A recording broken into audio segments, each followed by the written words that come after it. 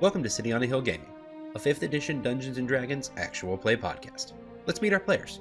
Hi, I'm Grant, and I'm playing Trather Wimlin, a human fighter. Hi, I'm Jenny, and I'm going to be playing John Abermere, a Crimson-born human. Peter, Bertrand Greystone, Dwarven Forge Cleric. William R. Aarakocra Magi. Daniel, I am playing Vatten. I am a half-elf ranger. Hi, my name is Ben, and I am Twig, or Shem. I am a rogue bard and a Goliath. We hope you enjoy our episode.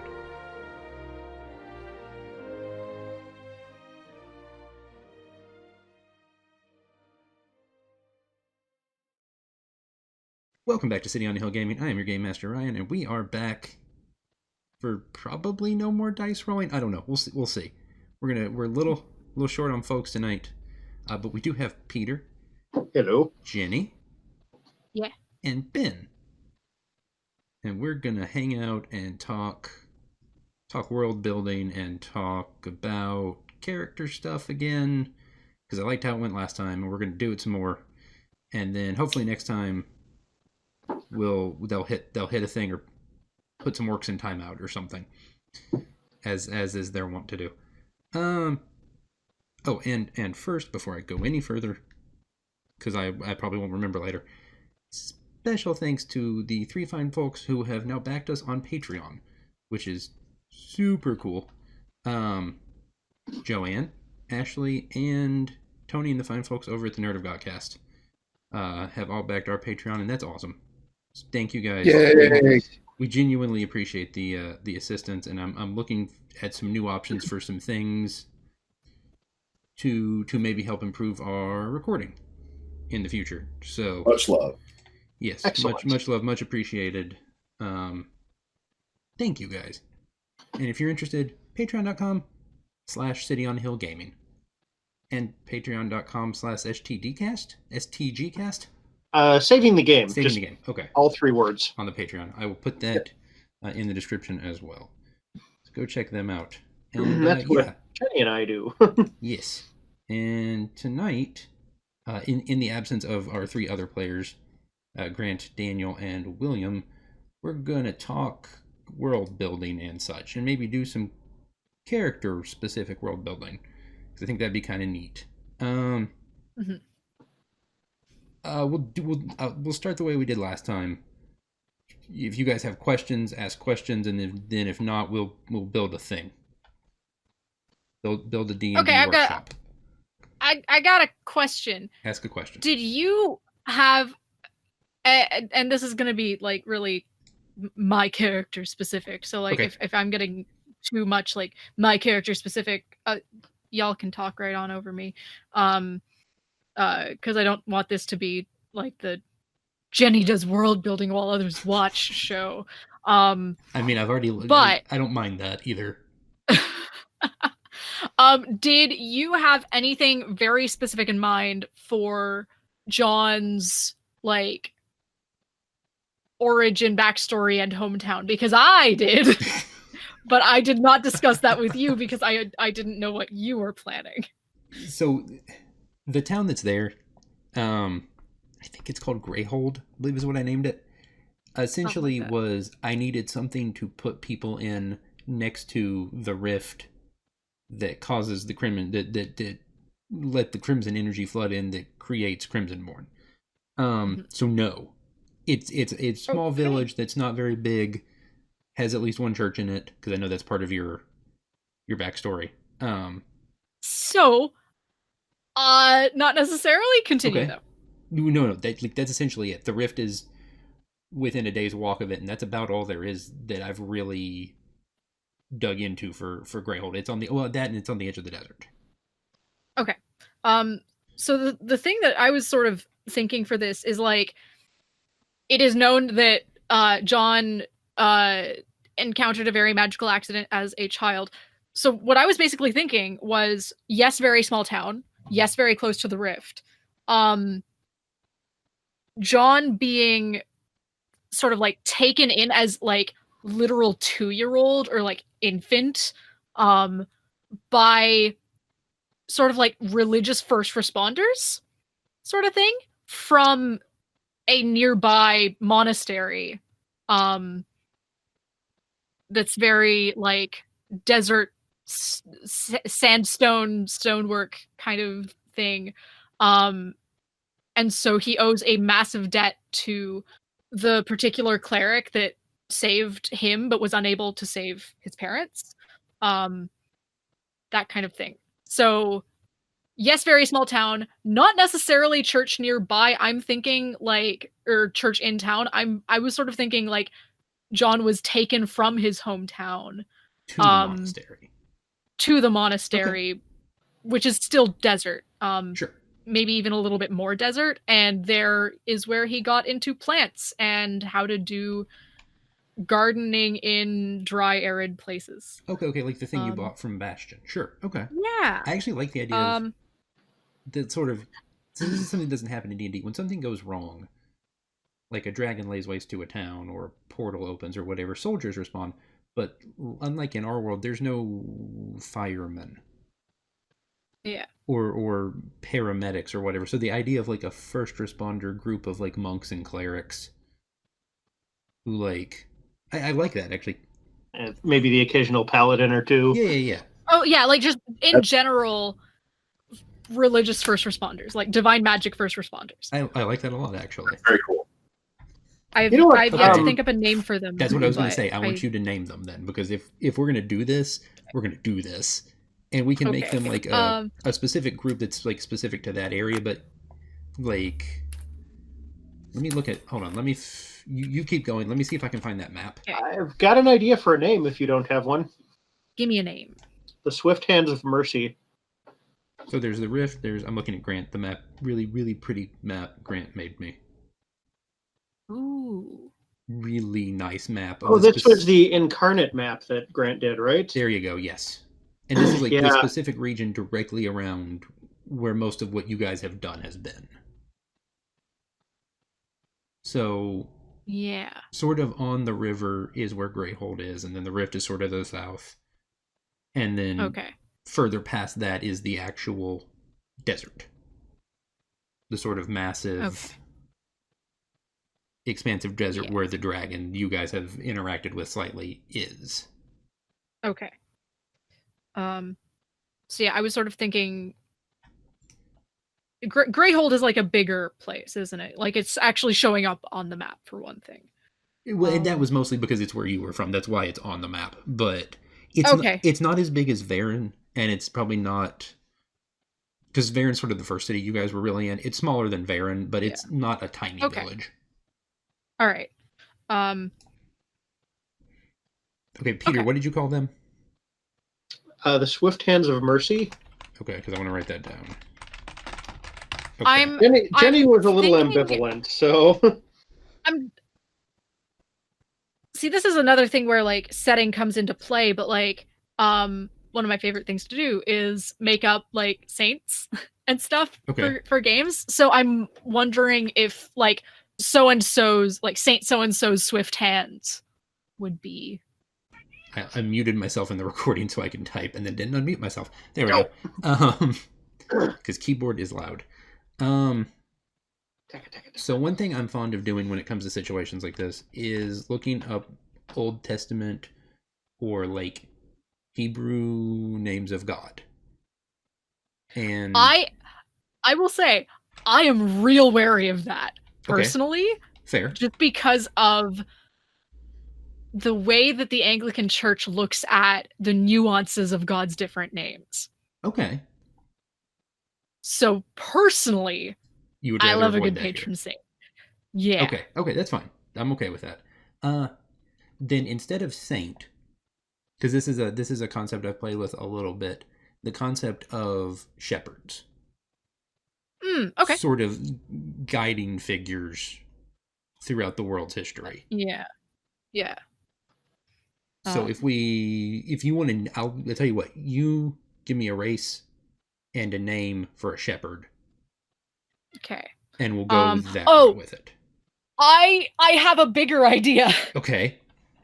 Okay. So I like the swift hands thing. I do too. Okay, hang on. Let me get some good words for this.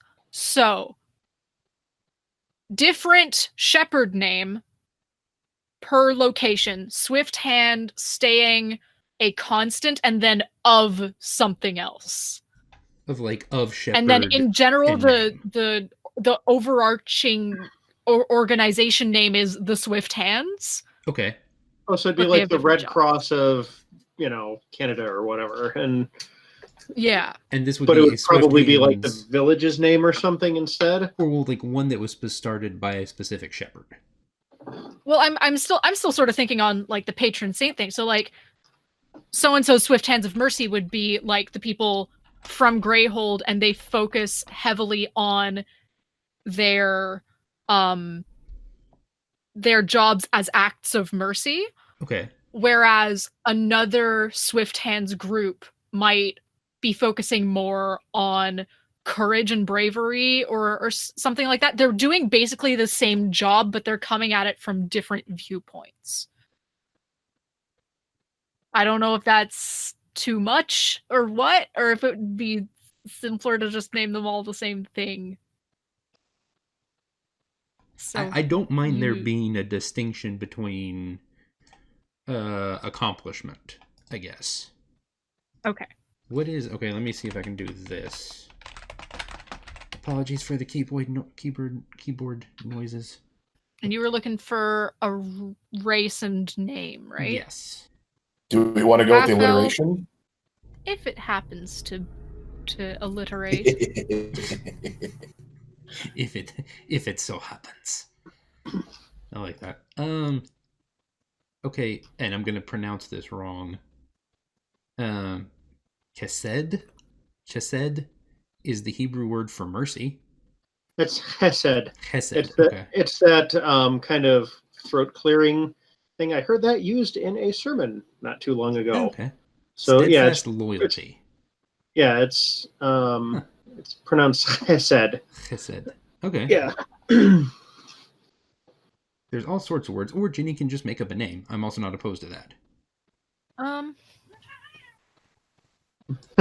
Hi, cat. There she is. I like that you almost introduced her like a pageant queen, since she's the goblin queen. There she is. The goblin I queen. have a catwalk! I have a Doing picture of the the cat like holding up one paw and like gently tilting it from side to side. Love it. Meow, meow. What about like Leigh, Leigh? Okay. Leigh. Okay. Race. Half elf. Okay. Half elf. Give me a time period within, we'll say, 700 years prior to current time. I want it old. Let's go Okay. 650. Because I've set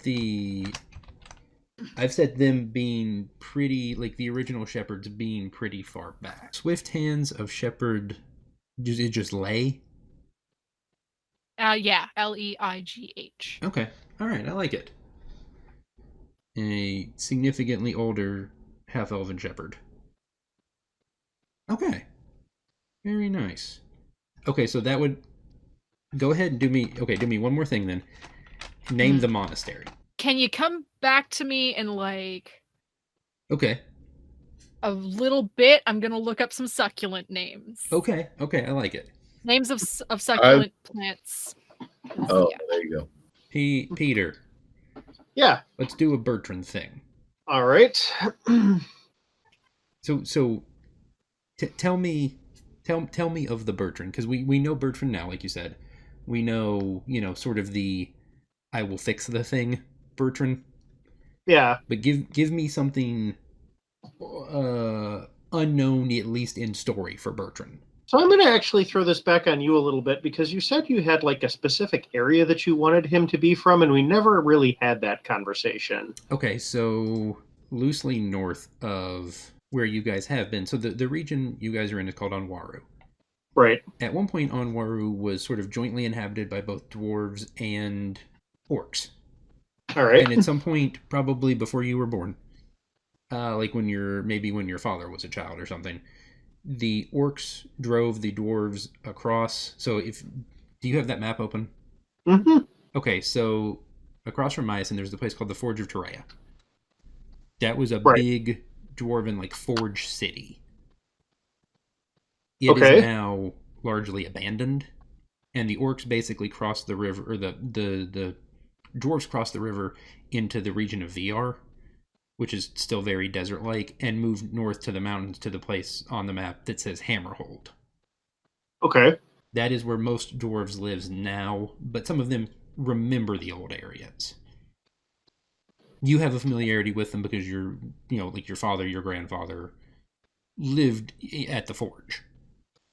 Okay. Or something along those lines. So that's that area. We haven't really explored it much. But the forge is a semi-abandoned region that used to be a large dwarven stronghold city. Okay. So let's say that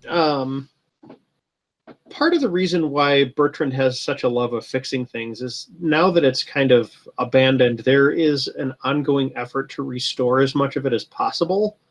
Some of it is just, hey, this people lived here once, they could live here again. It's not like poisonous or anything. People were just driven out by armed conflict. So this would be a good place for, future generations to expand back into. But also, if dwarves lived there for a long time, there's probably a lot of, I guess, like archaeological style work that could be done. A lot of recovering things, restoring old, historical relics and that sort of thing. So ancient dwarven underground mines, cities, statues. Yeah, but Okay. I mean, even simple stuff like, we haven't used this particular design for hammers for 250 years, but we found the head for one, so let's make a new, Recast haft. this and Yeah, well, let's make a new haft for it and, polish it up and stick it in a display case someplace. okay. And, just kind of as like, hey, this is our history. This is, kind of where some of these designs came from, that sort of thing. So maybe prior to becoming a world traveling, fixer of things, Bertrand was involved in some of that. Like whatever guild that he was part of kind of went into this old, Forge of Terea and would just kind of pick through the ruins or the abandoned areas for stuff that could be restored or at least documented really well. And then that stuff either went back to Hammerhold or some of it probably got put back into service or, Okay, you name the guild then. Oh, that's got to be the Restorers Guild, of course. Like there's a whole group of people doing this, so this is their job. So archaeological restoration. Yes. Partially archaeological, partially Reclamation for reuse. Yeah. Okay. I dig it. So 'Cause I it's- found a name. Sorry, Okay. Peter, go on. Go ahead. This also fits in with like maybe why John's magic would work the way it would. Fenestraria. That's basically like Latin for windows and stuff. And the way that Fenestraria succulents work is they work on light refraction, which is John's big old thing. So they have like these clear windows in the tops of them that magnify light onto the areas of the plant that have the green bits that photosynthesize chlorophyll. So the chlorophyll is only getting light because these windows refract it better. Okay. Oh. So I okay. don't know. I think that sort of like applies to the church spreading light and allowing the light to let things grow better and stuff like that. Those are really cool looking. Yeah. And they're African? I think so. I don't know. Namibia. That's cool. Yeah. Okay. So Monastery de Fenestraria. Yeah. Dig it. Okay. And I might do some more. Actually, if you want to, at some point, it doesn't have to be right now. If you want to find a handful of other names that we could use for other similar monasteries, Sure. that we could sort of assign to other shepherds who do, like you said, similar but not exactly the same work. Yeah. Okay, Peter. Yeah. Okay, so we've got the guild. We've named the guild. Tell me something big and historic you guys found in your work. It could be a statue, an ancient weapon, a vault of some kind of like Larry the really podcast train. Larry. I've got an idea. I'm just trying to think of a name. Okay. It could even be part of the actual forge itself. Yeah, that's kind of what I was thinking, is like some particularly like here's what I'm thinking. Like basically like this anvil and maybe like some casting dies or something that were used for maybe not necessarily religious, but some kind of thing that requires a certain amount of reverence. Like, either like either parts of like a church or something, or maybe like something that had like this really profound historical significance to the dwarves. Like the anvil that this stuff was pounded out on, or the dies that were used to cast it, are almost as important as the thing itself. So like if you kind of the sense that I'm thinking of here is like the glass cutters that were used on the windows in Notre Dame, or like the mold that was used to forge the Liberty Bell or something like Okay. like of that. So something maybe part of a process, because I know you've done some stuff with stained glass, maybe something that went into the windows of like maybe the cathedral in the city. Yeah, maybe there was some kind of like a special pigment or something that there was like a small finite supply of, and it was left behind when they it was thought lost, and it was discovered again like way far away from where it would have supposed to have been in the city. Like there's just like this, like this steel like cylinder or something that's like marked with some dwarven runes that are, that indicate it's this special, let's say a special blue pigment. Why not? It's used for like skies in certain stained glass windows, and it takes like, you can do something to it where you get very like realistic looking clouds, and it's very hard to come by. It's from some, rare mineral that's really only good for this. So it's not like actively sought by miners or something. It may be something that you find, just when you're digging for something else. Yeah, they found that. Okay. and I like that. Yeah. it. Is there a name for that color? Yeah, and I'm, once again, I'm thinking like something's tears, but I'm. Ooh, okay. I was gonna say, don't just give me like periwinkle or something. No. How about Gavilan's tears? Ooh, okay. Why do I know that word? I just came up with it now. Oh, okay, it sounds like a thing. It's very close to my character's name in Grant's. Yeah, that's Ganelon. Oh, that's why it sounds familiar. It's also like it's also kind of, I guess, like the hammer that you use to pronounce judgment, a gavel. So I guess it's a portmanteau between like a judge hammer and Jenny's character in Grant's game. Oops. Close enough. I like it. Do you want me to pick something different, Jenny? That is awfully close. No, different games, different world. I don't care. Yeah. Okay. I think it's fine. Fair enough. It's also a commodity firm out of Omaha, Nebraska. I mean, really? Spelled differently, but yeah. Oh, theirs only has one L. Okay. It sounded kind of vaguely dwarvish. Yeah, it does. Accurate. Ben, tell me a Shim thing. Because Shim done been all over the place. Yeah. I was thinking about that. I kind of like the trying to keep things thematically centered. Sure. I like the barbarian thing to just be like barbarians are chaos. Okay. Which is one of the things that drove Shim out. Because that's very not him. Yeah. Okay. Yeah, and give so the folks. it explains him wanting to make a difference in not just himself but in the world, Okay. and trying to find this piece that where he fits, because his people are so not fitting with the rest of the world. Okay, give the folks, because I know we've covered Shim a little bit, particularly in your side quest.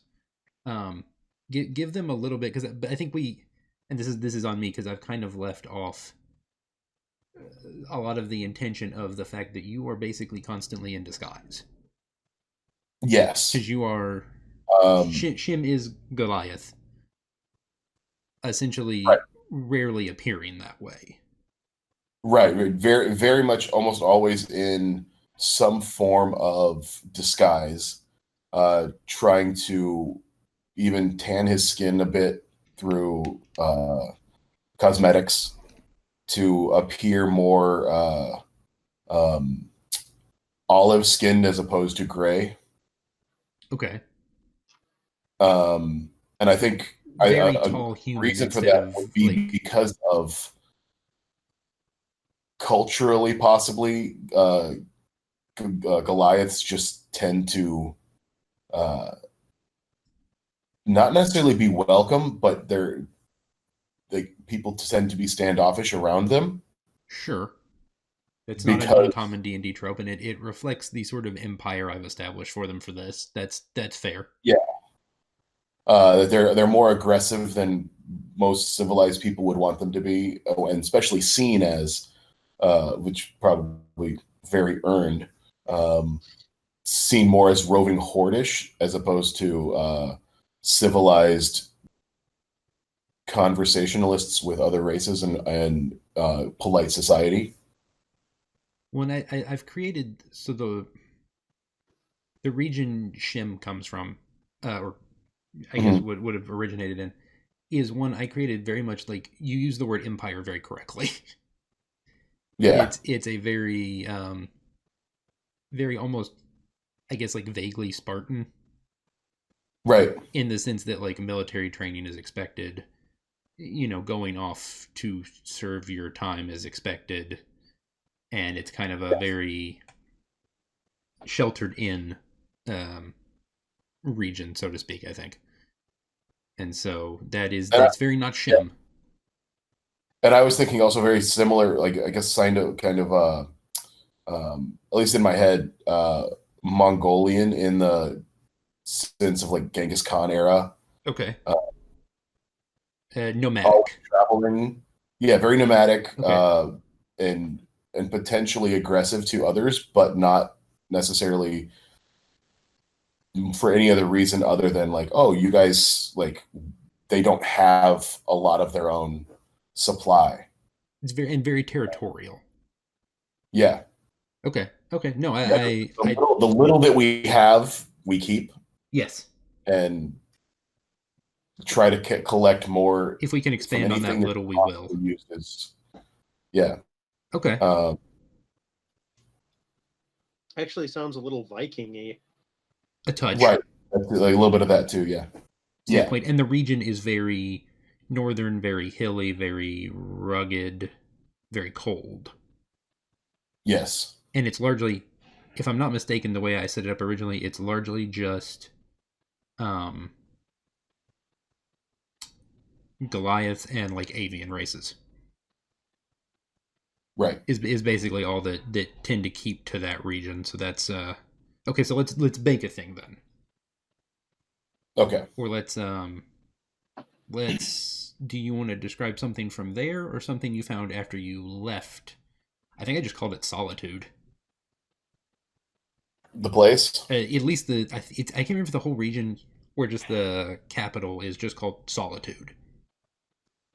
Okay. I didn't rip that at all from Skyrim. I apologize.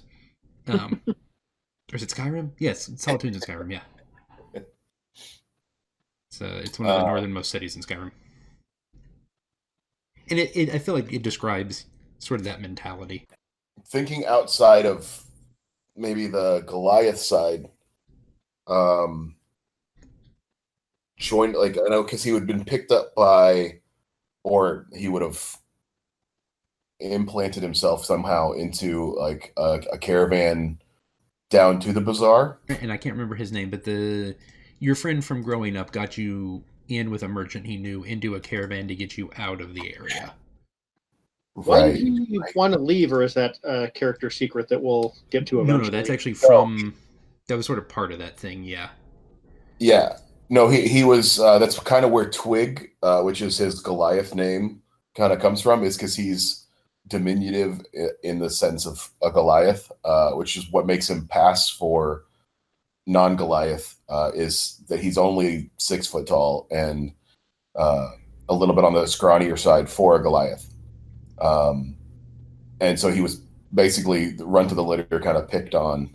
And there was one, and I kept drawing a complete blank on what I found it. His name is Noxu. Noxu, I had to go look it up. Noxu's sort of like the exact opposite of Twig, but treats Twig like a sibling and is very protective of him. But is about to... He's completed his military training and is about to be shipped out. Sort of leaving Twig without, or Ben's character without someone to protect him, essentially. Yeah. So he left before his support vanished, basically. More or less. Like, Noxu basically comes to him and is like, I'm leaving.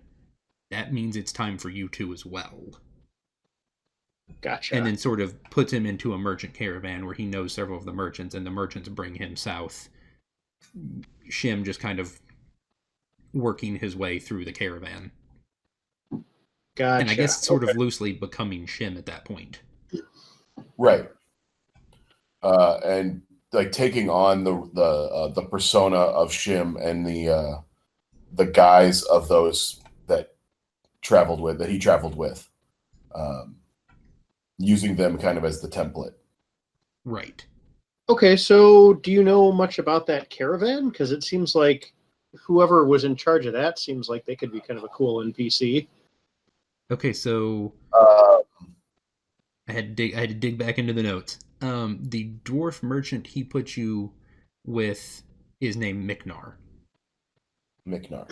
And I believe the only people you met in the caravan were Miknar, and then at one point I think a half elf, and the half elf is the one. I'm not even trying to name the half elf. The half elf is the one who gave you the rapier. Right. Sort of near the end of the travel, but Miknar's sort of the one you worked for. Okay. Right.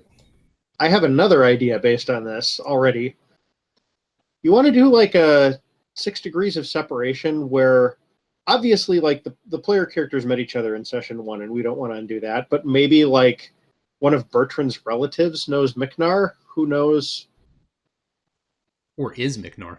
Yeah, or is Miknar. And just like, like,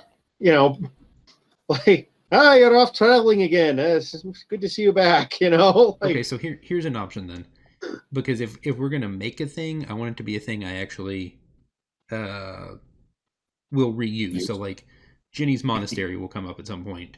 The Restorers Guild will come up at some point. So why don't we... Do you maybe want to do the caravan? Okay. Like try and flesh, unless you have something else, or both. We can like flesh out Miknar's caravan, and maybe some of what his purpose is, maybe some of what Miknar does on the side of sort of like assisting people. Yeah, no, actually, that's the thing. Like because of kind of how I put Twig in my head, I'm honestly discovering him as we go. So I'm discovering little pieces about him as events unfold. So I hadn't actually done a lot of pre-writing, I should say. Okay, so let's make him one of Bertrand's cousins or something. I like that. I'm cool with that. Kind of the Merchant Guild versus the okay, yeah. Versus the Restorers Guild. Yeah. Okay, name that too. Let's not just go Merchant Guild. Let's go. Right. This is not the Thieves Guild in Skyrim. The first guild you always join. I mean, what? can I be that guy and admit never having to play Skyrim? That's okay.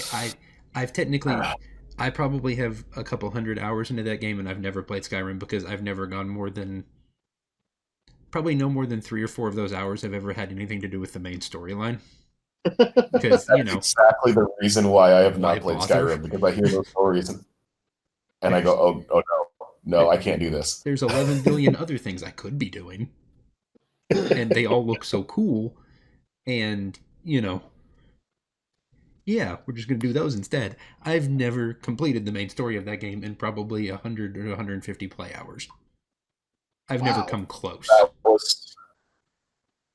That was my Red Dead storyline. Fair enough. It's not my style. I just kind of was like, ooh, look, shiny things. Yeah, Ooh, look, other Yeah. quests. Ooh. I was the hunter and skinner of many animals in Red Dead. Okay, fair enough. You can kind of run the trapper route. Fair, I like it. Okay, so let's get specific. Like, what kind of merchant? What makes Micnar the caravan you care about when he rolls into your town? What makes his dwarven wares unique? Yeah, I like him being kind of the purveyor of omnicultural things. So he's like the tinker trader who has the like little bits from everyone. He's kind of the UN. So it's not just dwarven goods, but he's the one who gets the goods from everywhere he travels to bring together. So he'll kind have of like orcish spices and elven silk Right. and like he's the traveling like swap and shop kind of place. You want man. elven Dwynor spice? I got elven Dwynor spice. Come here. Okay. I know, I like that. He's kind of the he will, if he doesn't carry the thing you want, he will find someone who does. Right. Like essentially I'm drawing a blank on all the fun big words. He's the stuff and things of everything. He's the traveling Bob and Larry stuff and things, and also boxes. Okay. Right. Okay. He's the when I think if you want to make it sort of an emotional connection to him thing, sort of I see it come up a lot, like why do you make this? Well, no one here was doing it before, and I wanted it, so now I do it. So sort of make him the person who, like, he was looking for something particularly dwarven he couldn't find. He found a supplier. Now he realizes there's all these people looking for like culturally specific things from wherever their home is, and he's the guy who can get them for you.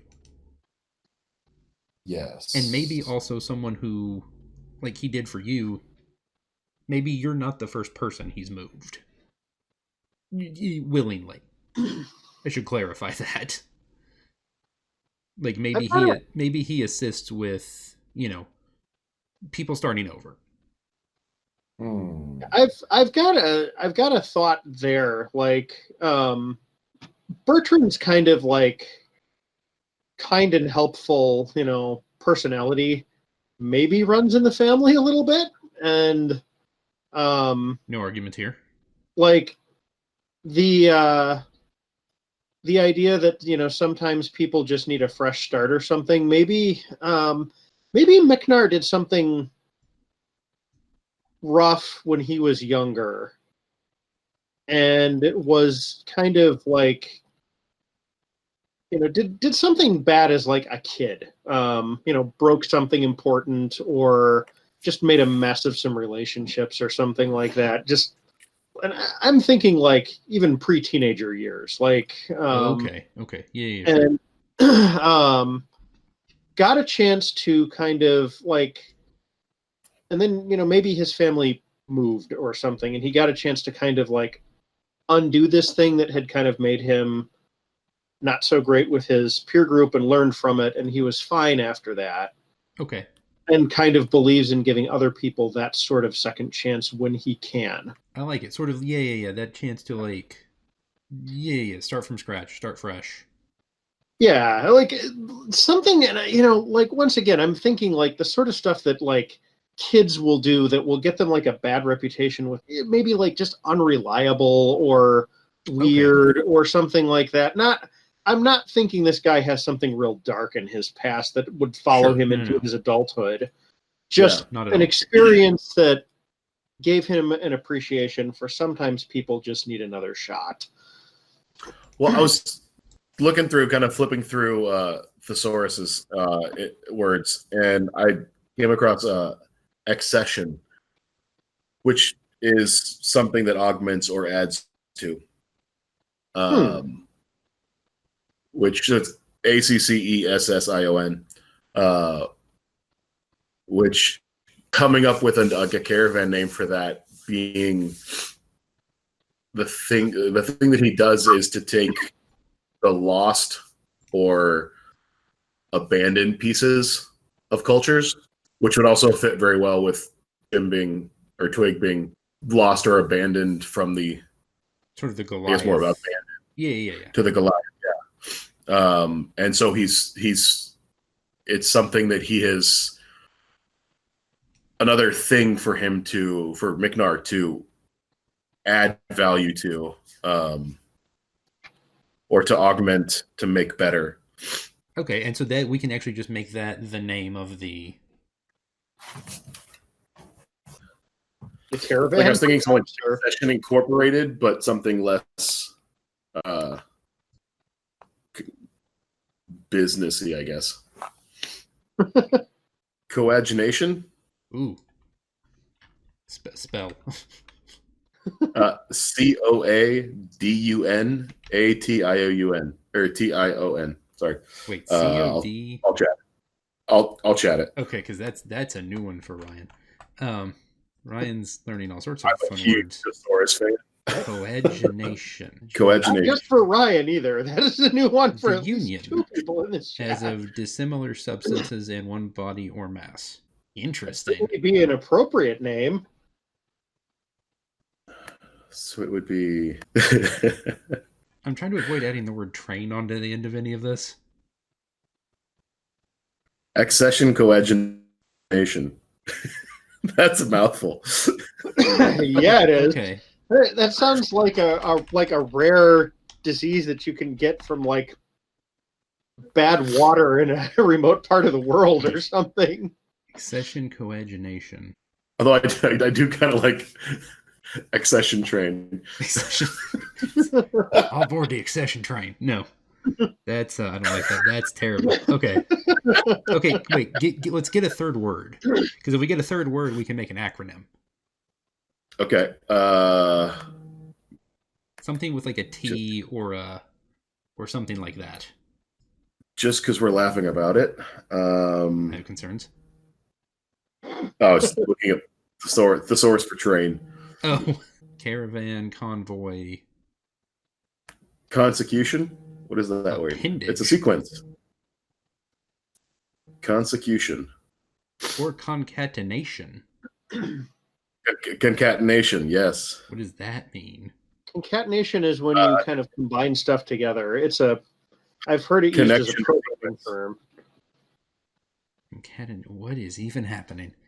Okay. I dig it. I dig all of it. We're learning vocabulary words. Let's come to the dictionary. This is like when Jenna showed up and like I learned what the word petrichor meant. Yeah, this is how me and Jenna are friends. I can clearly understand. A deep and abiding love of obscure vocabulary. So yes. Like petrichor was her tabaxi's name. Petrichor is the word for the smell of rain. Ooh. Yeah, that actually got brought up last episode. Like rain on dry ground. Interesting. Yes. It's also like, I believe it also refers to the smell that grass exudes when it's basically crying. Ooh, interesting. Because grass knows. Grass knows things. Huh. there you go. That sounds vaguely sinister. The grass knows. I mean- I mean, Yes. grass knows what you did.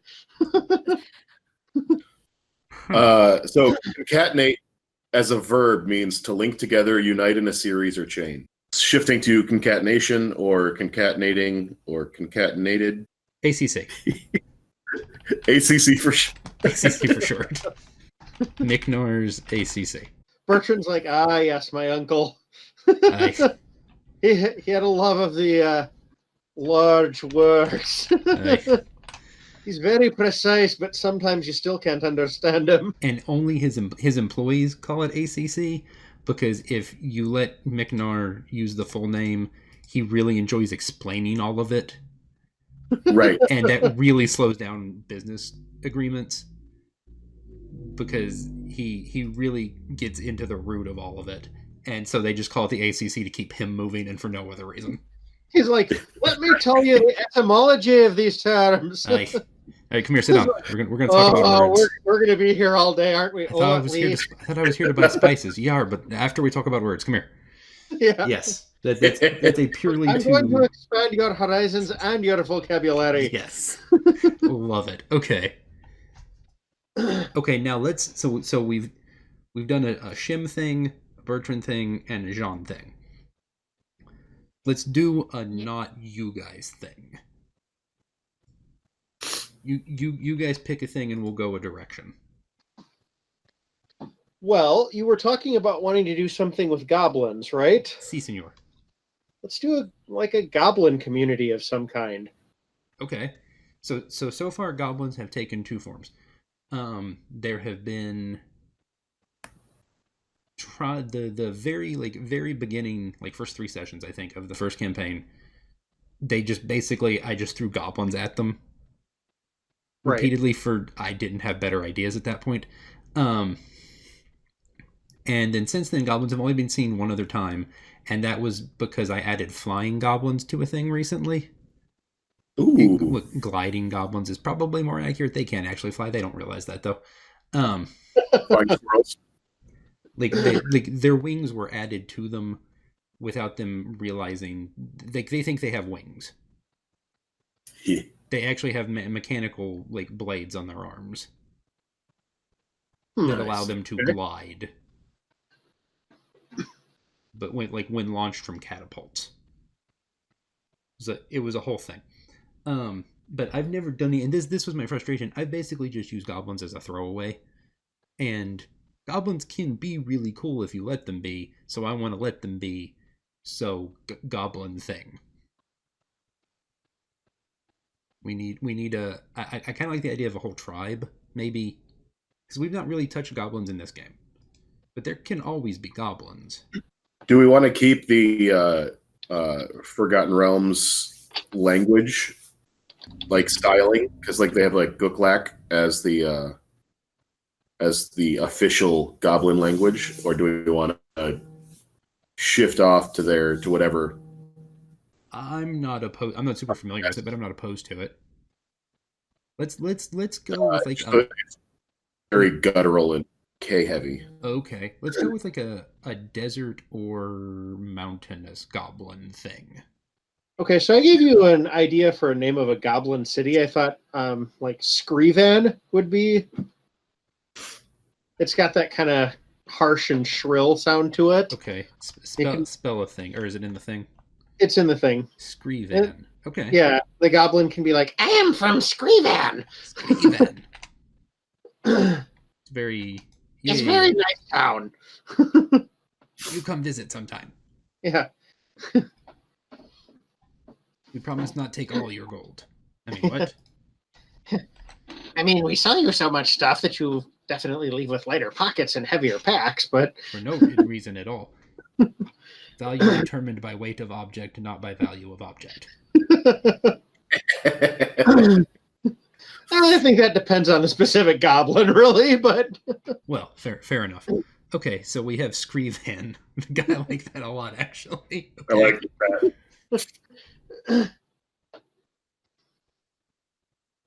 Their pastime is skee ball. It said there the national pastime in Screevan is skee ball. Okay. I Skee like ball it. and spray man. But it's actually just a bunch of goblins holding cups in the air while others throw things at them. No, they roll it up a slope, and the other goblins have to stand in a little ditch. They gotta try to catch it. It's like a bowling alley, but made of goblins. Okay, I like it. You are grasping the madcap insanity that I picture for these little creatures. Yes. As you should. Yes. I just learned skee ball is 2 words. Huh. I assumed it was 1. Okay. Okay, so we have the goblin city of Screevan. Love it. Tell me of Screevan's goblins. Are they give me colors, tattoos, etc. Okay, so go nuts. they've got kind of like a teal pigment to their skin. They're kind of like a bluish green. What if they were tall? Like, not by human standards, but what if they were just a bit taller than normal? So like tall for goblins, not just Yeah. Like kind of like dwarf height or something, like right on the edge of, medium sized. I'd say right on the edge of medium size. Okay, wait, I need to figure out, does anyone know offhand, because I don't remember even what book they're in. In theoretical 5e terms, how tall goblins supposed to be? 3 feet? Okay. That's the side right here. Goblins are a Just check small that. category, but are 3 to 4 feet tall. So they're maybe like 4'6" or something like that on average. So like Yeah. let's say the Screevan goblins are like almost 5'8", like almost 5 foot. Yeah. They're Yeah. tall, almost 5 feet. Tall for goblin. Yeah, it works. For the Okay. record, I am about 5'2". Fair enough. I don't. And I that's actually not- have an old friend from high school who is under 5 feet tall. Fair I know enough. a girl as well. She is a little tiny woman. So Okay, so we have. My friend had a growth hormone disorder, and it was actually very painful for her. Oh no. ooh, So yeah. I think my old friend was just small of stature. Mm. Okay. As So tealish goblins. So let's make them slightly more civilized and focused than your average goblin. They need to do a thing. What is Screevan known for? Other than, sweet Olympic style games. Well, I was thinking just like innovation. Like, Yeah. Okay. I'm kind of going back to what I said when we first started talking about this. Like, they're just like little balls of madcap enthusiasm. And so, like, anything that they work on or do, they just kind of like dive in full force, So it's a very like technologically advanced place. It's got a lot of like, maybe not even just technology, but like everything. But it's not, like they'll come up with something new and interesting and mess with it for a little while, and then it's not the new thing anymore, so they move on to something else. So there's like this constant churn of like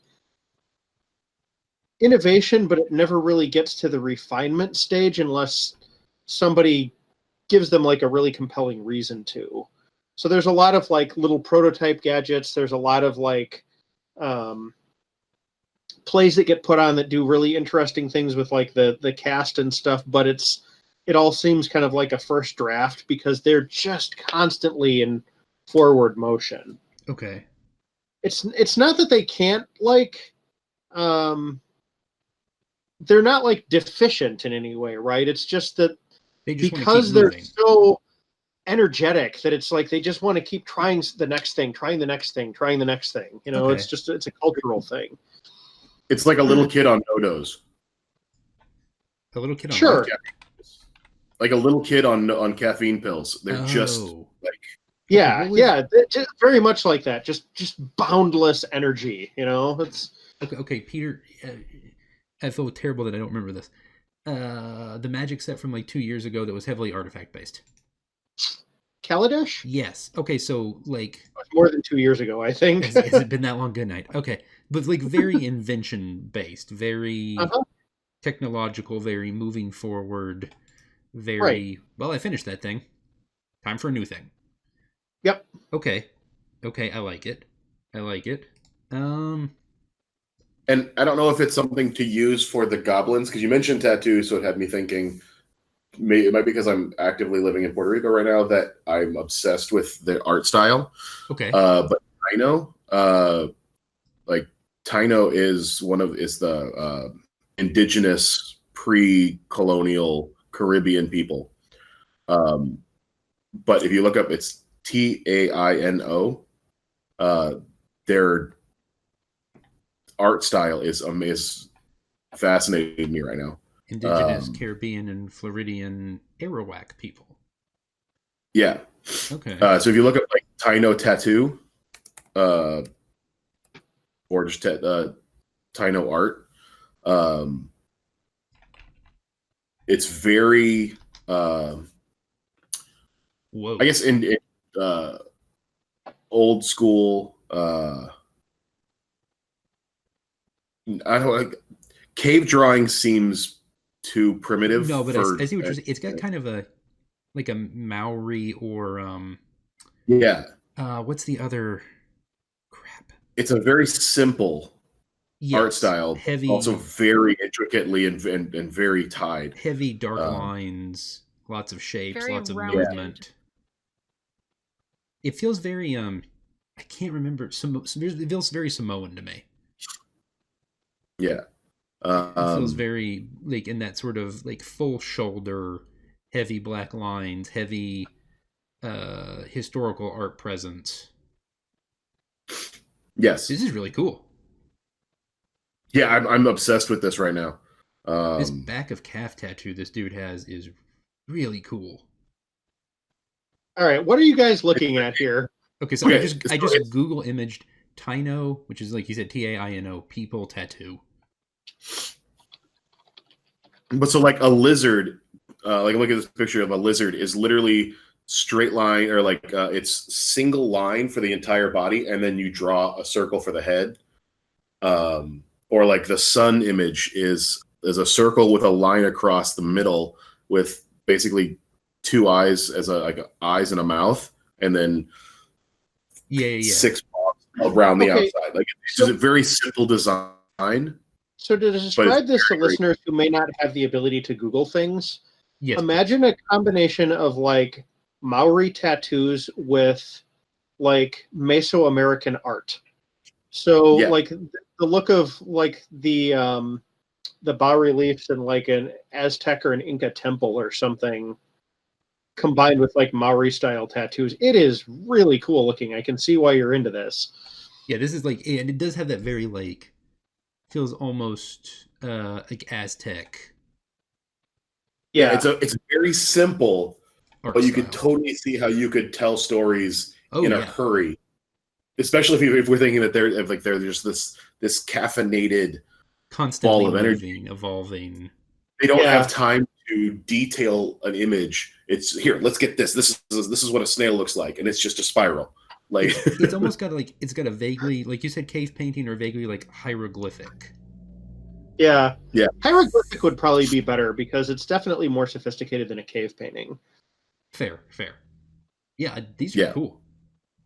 Like literally, turtle is a circle with an X on it, and 5 lines coming out to represent the head and the forearms.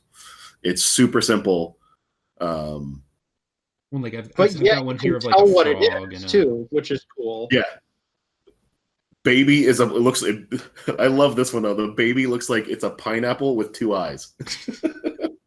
you know, That's the drawing for baby. it's not inaccurate. I love it. Huh.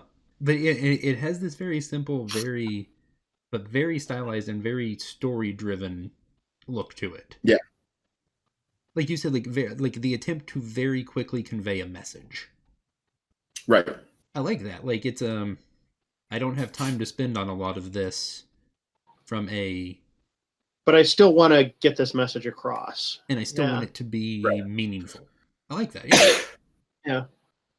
That's really cool. Okay. Okay, so we've named the city. Name me the kind of goblin they are. Are they just so like the city is Screven, but like give me something like culturally. Are they the Scree? Are they the or does the city name have nothing to do with it? Maybe the city and the name of their culture is the same. Yeah. That's kind of expedient, Scree. and They're the Screven. yeah. Screven. Okay, all right. Because this will most certainly be a thing at some point. Because I want to do an all goblin game. So if you were a single, you would just be a Screeve. Screeve. Yeah. And as a people, you're Screven. No, I think it would still work as both singular and plural. There are a lot of languages that allow for that, and I feel like if we're going for a culture based on efficiency, plurality can be implied by context. Okay, Yeah. That's a good point. I like that. The sort of technological, fast-paced, constantly moving permeates everything essentially. Yeah. Even their perception of who they are to everyone else. Okay, kind of dig that. Actually, that's kind of cool. Now to find out if there's pictures of teal goblins. Yeah, I think this same phenomenon makes them unusually friendly because they're constantly trying to find new people to bounce stuff off of. Like it's like the kind of like constant forward momentum that they crave requires outside feedback more often than would be normal for something like that. So,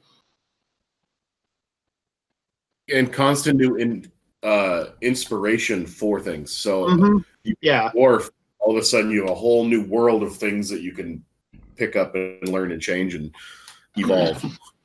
Yeah, and it's like sometimes it's like in ways that like even the original source of this would be mystified by, like, some dwarven trader comes into town and he comes back like a couple of weeks later and a goblin shows him like a wiring scheme based on the way his beard was braided or something. Right. Yeah. And I like the idea that they're friendly partially because they don't have time to not be. Right. Like, you may as well start off on a good foot with people, like a good stance, and just keep moving forward. Yeah. I like that. Like, it's a genuine thing, but it's also an expedient thing. Yeah, it's a very specifically culturally them thing. Yeah. Well, it's something I love, like, from an author that I've been reading a bit of, has a goblin set in one of his book sets. But they live in his world. They only live 20 years, I think, 10 to 20 years. So in the normal race of a human, you'll get generations of goblins. And I kind of like that, especially for them being so chaotic that they have a shorter lifespan. It'd be a shorter than normal D&D lifespan for a goblin. And so, yeah, they're driven to always make friends, always expand. And they don't have that, like, Solarians from Mass Effect. Always leave things better than how they found them. Constantly. Yeah. Okay, sure. Because that's one of the things about the Solarians is they only have like a 50-year lifespan and then they're done. So they like, and the thing that's interesting about them is they even like talk faster and stuff. Like, you run into like Solarian characters and they have like a little bit of like a higher pitch to their voice, and they kind of like, spit stuff out in bullet points and things because they don't have as much time. So they're just like, get concepts across, move on to next thing, and that would be how like a Solarian would actually talk to you. Okay, I like it. This is really cool. So a little bit of that for the Screven, maybe. Okay. Does anyone want to add anything to any of the things? That made sense. Does anyone have any additions? We'll go with that. That makes more sense. I have no additions at this time. Okay. And Jenny, I do want to do, like, at some point I want us to just like record a thing where we really get in Greyhold and the monastery. Oh heck yeah. Like dig a little deeper, maybe on all of these. Maybe we do this for everything. I kind of like that. Yeah. Okay. Like, I've already got a building design sort of working for the monastery, and I have a few other ideas for like other monastery designs, Okay, I dig it. like desert based ones. Okay, I like it. So in an hour roughly, we've created 2 guilds, a new coloring mineral, a new company, a monastery, a religious first responding group, and an entire goblin city. Mm-hmm. I think we've done pretty good. Yeah, it's not bad for an hour. Not bad at all. Yeah. Okay. I kind of like this. Kind of like, not like, it's like workshopping. Mm-hmm. I dig it. Okay. I think we're going to call it there. Peter, tell me the saving the game things. All right, so Jenny, myself, and the other host who isn't here, Grant, are also on the Saving the Game podcast, where we do actually stuff closer to what we did tonight than the actual play thing. We're kind of an applied theology and RPG analysis podcast, and you can find our stuff at stgcast.org. Or savingthegamepodcast.org if you feel like typing out the longer version. Either one will redirect to the same website. That has all of our episodes, and we've got like a 7.5 year backlog at this point, so we're up and well into the 160s. We also, because we have an every other week release schedule, there's a collection of blog posts that I write for the podcast there, and we're on social media at Saving the Game, Facebook at Saving the Game. Pretty easy to find us. Excellent. And you can find us at cityonahillgaming.com or City on a Hill Game on Twitter. We should be, once this will come out, I think this will actually be the last upload of the year. If I'm not mistaken, this will be our last upload of 2019, and we will come back next year with more puns. I promise you more puns. There will be things, but there will always be more puns. I mean, if you let us near the water, there will be fish puns, especially. Lots of fish puns. Barrels of them. There we go. Sometimes you They'll just have just to go all with it. be spelt right out. Yes. You'll be looking at us and going, "You cod!" Very nice. Very nice. We haven't had those in a while. It's, I'm kind of we had to refill the puns. Yeah. Build them back up. Okay. We appreciate everyone listening. Have a blessed day.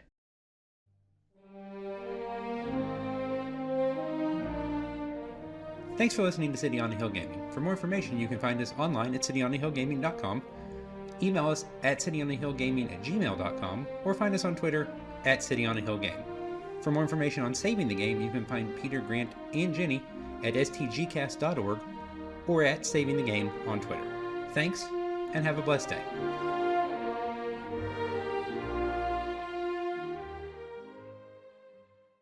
Special thanks to our Patreon supporters, Joanne, Ashley, and Tony and the fine folks over at the Nerd Godcast. Your help is genuinely appreciated. Thank you guys so very, very much. You can find our Patreon over at patreon.com/cityonahillgaming. Okay, let's do Jenny. Yeah. Sound check, por favor. Sure. We haven't done this in a while. Both the boys looked discontented. No, it's one I had for Christmas, Neil said. You ought to know the way they go on about wasting time and money on useless things. They won't give me another till my birthday. Then that's easy, said Howell.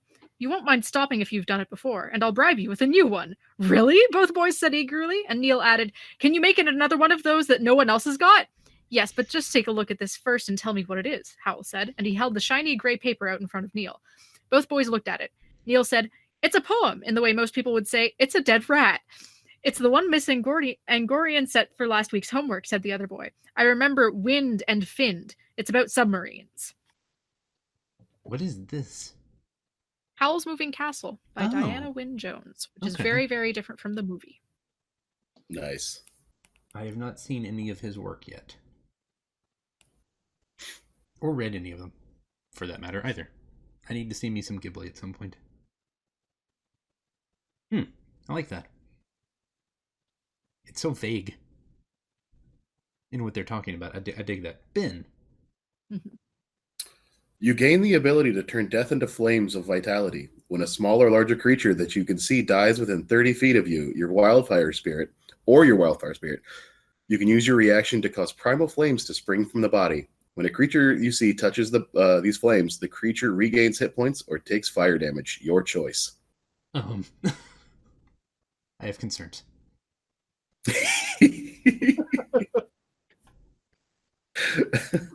Okay, so here's just hoping Wizards patches that out before it goes from UA to actual book release content. Peter! Write what interests you. The received wisdom in many books and online articles is to write what you know. The problem with this advice is that what you know may not interest you, just as what you're talented in may not interest you as a career. A writer often has to be a kind of benevolent liar to convince the reader that he or she is an expert in the absence of real expertise. You can always find out what you do not know, but you can't fake the spark of curiosity that comes from being interested in something. Writing what interests you engages more than your imagination. It ensures that you can reconcile your writing and non-writing lives. Besides, sometimes the mind needs to come at things sideways. If you write what interests you, you may find a way to write your way toward the thing you know. The great fantasist Angela Carter, for example, wrote about her experiences in Japan at one point in her career, and then later, after studying fairy tales, published the feminist collection The Bloody Chamber. That is an excerpt from Wonder Book by Jeff Vandermeer. It's a book about writing science fiction, fantasy, and other speculative fiction. I think it actually sounds nicely like it fits with what we're doing. So that's Yeah, I was like, oh crud, we do the sound check thing, and I'm like frantically looking around the shelves, like, what can I grab? What can I grab? Like See, something I like about this because creativity. I have none of the pressure of having to figure out something to read. I just get you guys to do it.